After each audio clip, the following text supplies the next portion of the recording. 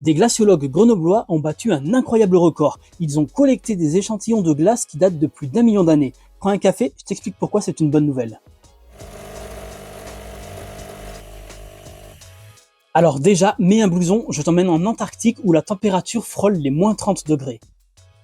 C'est là que des glaciologues ont réalisé un exploit. Parmi ces glaciologues, on trouve des membres de l'Institut des géosciences de l'environnement à Grenoble. Leur mission consistait à récolter des carottes. Alors pas celles que tu trouves au supermarché, des carottes de glace. C'est comme ça qu'on appelle les échantillons, parce qu'il s'agit de tubes de glace. À partir d'un même trou, ils n'ont pas collecté une carotte, ni deux, ni trois, mais environ 700.